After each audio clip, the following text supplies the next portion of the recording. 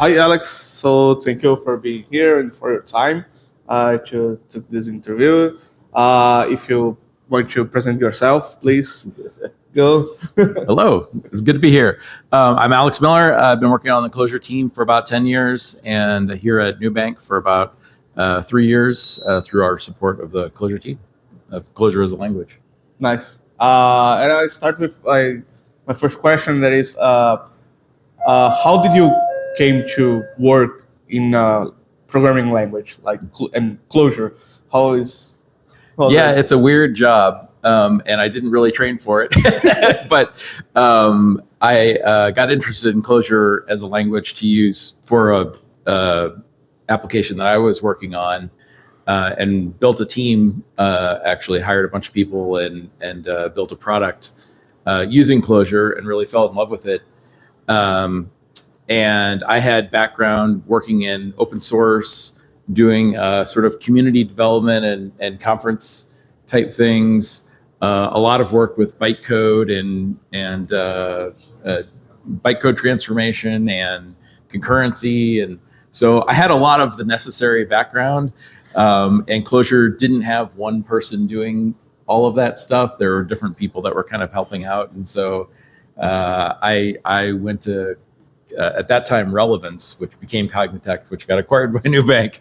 But I went to them and said, I got to know some of those people and said, I think you need somebody to do these things and you should hire me to do these things. And that eventually worked out. It took a while, but yeah, that worked out. And like you talking about, like you already made like community and open source things. One question that raised up along other people that I asked it, like, I will talk with Alex Miller. What do you want to ask? And it's like you are like present in every community that we have. Like it's a forum, it's a Slack channel, and so on. So how did you do to be there, like in any, like the entire ecosystems that you're there? And the question has like more another side that is, and did you have time, like social time, or you are just like in this virtual community? Well, we are fortunate in today's world that it's easy to be tracking things all the time on your phone and things like that. So yes, I do dip into it while I'm out at dinner or whatever. I might take a pass through the Clojure channels and answer something. So I think that might make me appear more tuned in than I am. But I have a regular sort of rotation of things to look at, and every day I will periodically, go through all those things and try to reply to things. And then I also spend, hours at a time where I turn all that stuff off so that I can get actual work done. So I've developed good, just good habits around that, and being able to sort of switch back and forth between doing communication stuff and doing, deep work stuff. And those channels have changed a lot over the years. They didn't used to be, it used to be mailing lists and IRC and things like that. And these days it's, Slack and Reddit and Twitter and whatever. So the channels have evolved over time. But it hasn't really it's been about the same as far as, being able to monitor them and answer things. So, and I am really interested. So that's the other thing is, I do spend a lot of time working on Clojure things, and but I really love the language and the community and the people. So that's not a big chore. And outside like Clojure and like in your life, do you have like hobbies or things that are not related to technology? Yeah, so I had my boys were both in scouting, and so I actually spent a lot of time doing Boy Scout stuff, and I was a scoutmaster and ran a troop. Actually the boys run the troop. I guided the troop as an adult leader. So I spent a lot of time doing that, went on some high adventure trips on sailing boats and ATVs and all sorts of things. And I really enjoyed doing that. My son got to Eagle Scout, and they're all out of scouting, but I still help out a little bit. I also have gotten really interested in astronomy. So I have a couple telescopes, and I teach astronomy merit badge classes to scouts and do that kinds of things. So that's an interest. So nice. Really, a few really other things. I play music. I play in an orchestra. I play viola in an orchestra and play guitar and piano a little bit here and there. So yeah. I've got lots of interests. Like, most of people that I know from Clojure like play some kind of instrument, right? Yeah, I'm not sure why. But. Did you have like a band from Clojure? Like, no, I mean, there have been some band setups in the past, in the distant past. Rich is actually a phenomenal guitar player. He is way better than I am. So yeah, he's fun to play with. Since you mentioned Rich, how is work with Rich? I think that you're working a lot. So how is that like? Yeah, it's intense. So, so I've been working with Rich now for like on a pretty regular basis for about a decade, and he comes to a problem with his full self, and really attacks things, and he really does maintain just a really amazing focus on what is the big picture problem we're trying to solve is like ever present in his mind. And he will bring you back to it over and over again. Like you sort of get off track and you wander off into something and he will, back to, a lot of times we'll put the problem we're working on in the A1 cell of the spreadsheet that we're in, and so we just keep circling back to that over and over again. Like, has that changed? Like a lot of times, you start with sometimes you just start with symptoms, like people are experiencing this. And then you think you know what the problem is. So you write that down. And then you come back and you're like, well, these words, do those actually mean what we think we mean? Maybe it's actually more specific than that. Maybe it's more general than that. And so it's just a matter of working through that. And we really work primarily in spreadsheets. I have written thousands and thousands of spreadsheets with Rich. I just think in that way now. Like he really is the one that drove that, but we've gotten to the point where that's how we communicate. And we do a lot of at times diagrams are really important too. That's just a different level of specificity, but there's a lot of actually precision around the diagrams that we make too. And really, we're usually diagramming to either to document something we've already designed. Or another interesting technique we use is to diagram to illustrate or discover a problem. And so you'll get to a point where like there's an arrow here and there's some piece of information that needs to flow from here to here and that place doesn't have it. And you're like, red arrow, like this doesn't work. Like we need to do something different here. And then you duplicate the diagram and start coming up with other options for, and build things like that. And so that's another big technique we use. It's been, I wasn't sure. So Rich recently retired from Nubank, is still working on Clojure and wasn't really sure what to expect that would be like. But it has been, he's at times been much more available than he used to be. So we're still working very productively in this new mode, but still trying to figure out exactly the sort of cadence of communication and things like that. We built some new communication channels. We're leveraging Discord a lot more now than we used to, and doing things like that. But I still talk to him very regularly. There have been a few times recently where I talk to him every day, which I didn't used to do even when he was working full time. So it's been more frequent at times. How is to work in a programming language as a product, right? Because is that like, and I know that it is like bad parts and good parts, but how is this? Well, the scope of risk is something you're always aware of, because like if you're changing something in the language syntax wise, you have to be thinking about am I breaking something that already exists out there in the world? And so you're looking for sort of backwards compatibility. You're also thinking a lot about forwards compatibility. Like if I choose this syntax option, what things am I then preventing myself from doing in the future? So you have to also have some idea of what changes you might make, 5 years from now or something like that. And so we think about that stuff a lot. I don't think people realize the scope of things that we sort of check and look for as we're evaluating, especially new syntax ideas. Is something that we really try to start first from the semantics, and syntax is ideally the last thing. It's usually the first thing that most people think about, Yeah. like how am I going to say this or whatever. But we really want to think about like what problem do we currently have? What are sort of the meaning of what we want to add to the language, and then finally we'll look at a bunch of different syntax changes or ideas. And this release has more syntax, more new language in it than any that we've had in a long time. So we've spent a lot of time thinking about that. We have changed our mind a lot.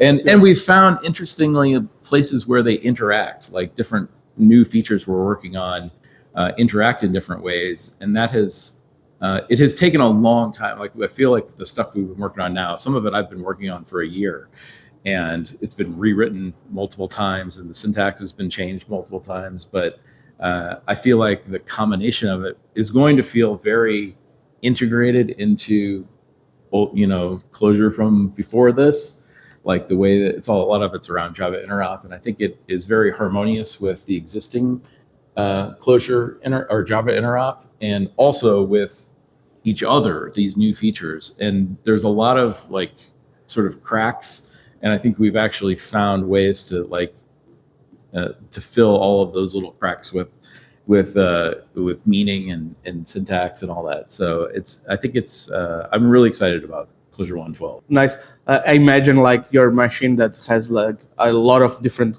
versions of Clojure that Yes. never see the light. Right? That is definitely true, but we actually do a lot of it in public too. If you look in the Clojure repo, there are dev branches out there for a lot of the things that we're working on right now that we're actively committing to.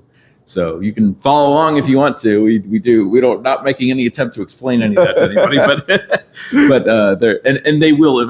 they eventually become patches, and we're kind of at the point now where we're sort of building very targeted patches for individual features, and just to do the final review. Final review is it's not a single thing. It's a multiple pass thing. So we're up to the 6th or 7th version of some of the patches at this point, but getting real close on a lot of them. So if you think something that without thinking about like compatibility and breaking changes, there is like one thing that you think that you should have done, or that you want, like, if I have a dream, I will change this in Clojure, the syntax or something like that. Today is not possible because we have like a lot of things. That is something that you have in mind? We are fixing some of those in Clojure 1.12. So definitely like the ability to use Java methods directly without wrapping them into as values, without wrapping them into a Clojure anonymous function or something like that. That's something that I think ideally should have been in there since the very beginning. Like, now that I have it, I'm like, I want it all the time. It's great. And I think some of the features actually, like another thing that I really want, it did not make it into Clojure 1.12, but I think I think we have set the stage for it to be in the next release, is cleaner varargs invocation. Like right now, varargs are represented in the JVM as an array of objects, and so you have to often type hint with this really ugly syntax that particular method to choose an overload or something.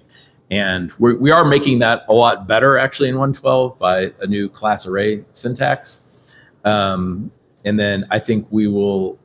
And that plus the new argtags metadata syntax are combined, give us some new options for specifying and invoking vararg methods, Java methods, and we're not going to quite close the loop on that yet, but I think it suggests to me, we haven't done the full rundown, but it suggests to me that there's some new paths there, so that I think are going to be really way nicer than they used to be. So that's one. I think the primitive boxing split is kind of Java's original sin. It's like, it was really important to have primitive values so that you could do fast numerics and things like that. That was essential in Java's design. They couldn't be both objects and primitives, and so having that split was, a necessary trade-off at the beginning of Java, and those still exist. That bifurcation exists in Clojure as well. And it means that often the naive way that you write math things is not the fast way. And so that has always bugged me. And some of the things they're working on in Java in Project Valhalla is to basically sort of heal that rift. And so I think they're starting to feel really excited about, I follow that project pretty closely. And they're starting to come to a really interesting design point there. And my hope is that someday Clojure will be able to leverage that so that we can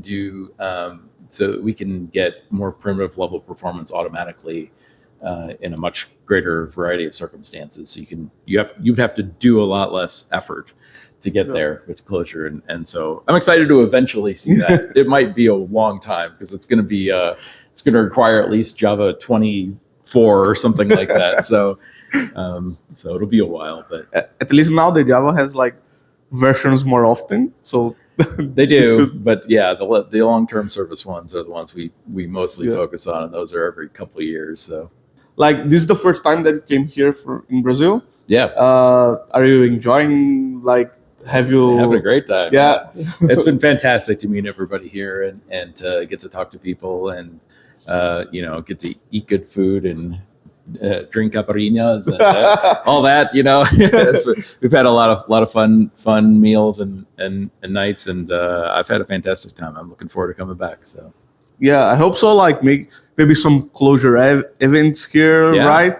That you can definitely take. And like, we have like a community from Clojure here in Brazil. And what do you think that we, like, any kind of community from Clojure, but what do you think that are like steps or tips like to bring more people to Clojure and like have more people using or at least like learning Clojure at least at the functional programming language, right? Because we know that a lot of people use object-oriented programming language, but they try to learn a functional programming, and maybe Clojure is like the option. So what do you have in mind about this? I think that the Clojure community does a great job. It feels like a very close community. Like, it seems like a lot of people know each other. There are a lot of different forums. People are very friendly on the forums and very willing to help. And so it's a very sort of nurturing community once you get into it. But I feel like we don't talk a lot to people outside that bubble. And so I hope that we can continue to talk more to people sort of from other language communities and sort of tell them about the things that are great about Clojure. And so, and I think there's a lot of things that are great about Clojure. So I would encourage people to talk to people in your area, of course, but also if you're using Clojure and doing interesting things with it, submit talks to conferences, especially non-Clojure conferences. Like there are a lot of big ones out there that are sort of multi-technology, and those are great places to sort of interest new people in those things.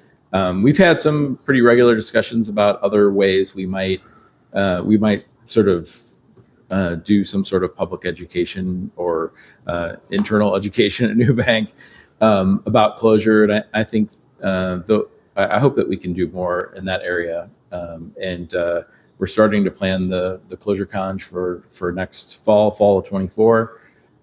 So I'm hoping that will be, and we're explicitly thinking about ways we can sort of involve the online community more. So we want it to be a great in-person event, but we also wanted to make it an event that's really interesting and engaging for people that are online as well. And we did streaming last year, but didn't really try to make it anything more than just streaming. And so I'd like to definitely do more in that regard next year. So I would like to ask a favor. So if you can like send any message to the Brazilian community, Clojure. This will be translated, right? There is folks there in the backstage, and if you can like say anything, because like the community is not here, but we can share with them anything that you want to send a message to them. It would be really nice to have.